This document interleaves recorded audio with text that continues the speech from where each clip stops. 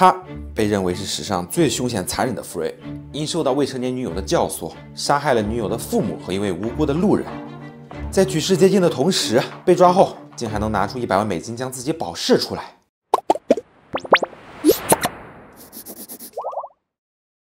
在加利福尼亚的富勒顿市，17岁的凯瑟琳与她的继父、母亲以及2个妹妹生活在这里。同时，凯瑟琳还是一位 Furry， 拥有自己的兽庄，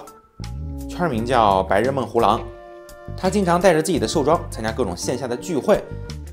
这之后的某次线下保龄球 Furry 聚会中，遇到了足以改变她一生的人，25岁的弗兰克和他21岁的朋友乔什，这2位也是 Furry。3人在线下认识后，尤其是25岁的弗兰克，逐渐与凯瑟琳走得越来越近，以至于圈子里都在背地里传，他们每次见面可能都会发生一些不可描述的事儿。凯瑟琳与这2位所谓的朋友关系持续了一段时间后，偶然间被他的母亲发现了。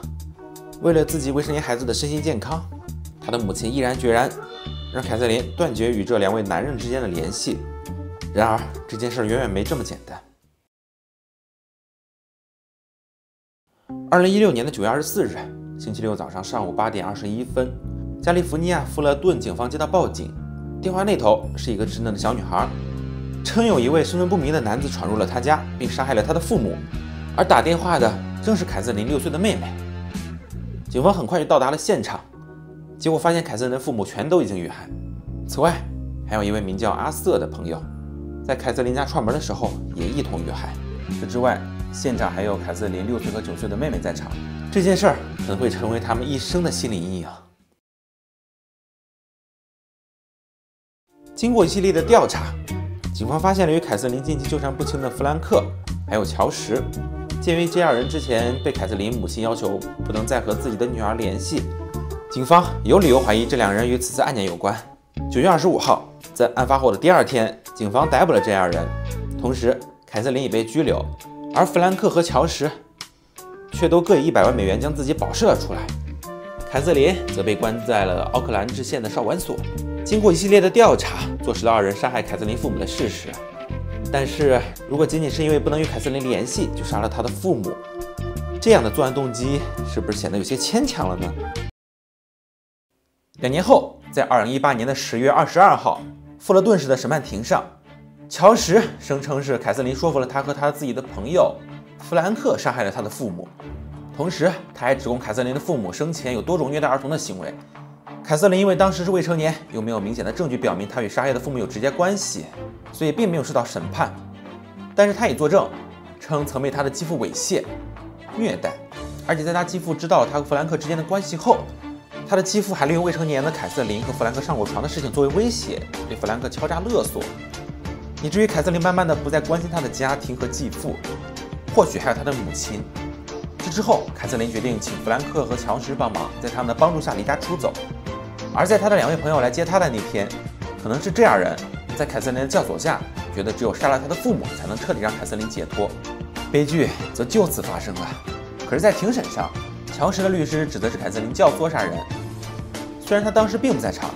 且乔什的辩护团队称乔什患有自闭症，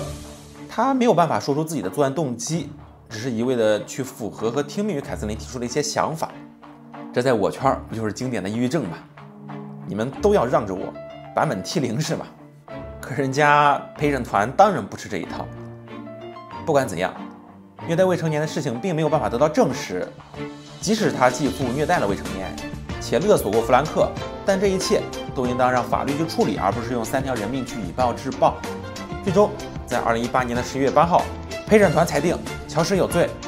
2018年12月14号，乔什因3项谋杀罪、因谋杀多名受害者而导致特殊情况的罪名、3项开枪造成人身伤害或死亡罪，被判处3项无期徒刑不得假释。而弗兰克也因为涉嫌参与谋杀得到了相应的惩罚。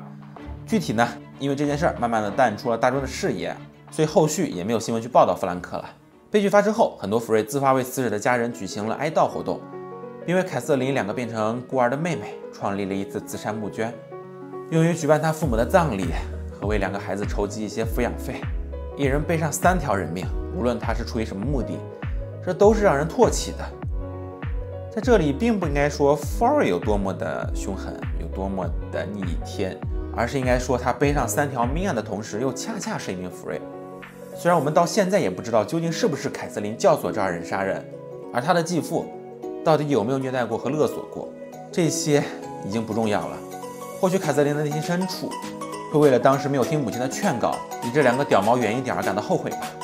好的，那本期的视频到这儿就结束了。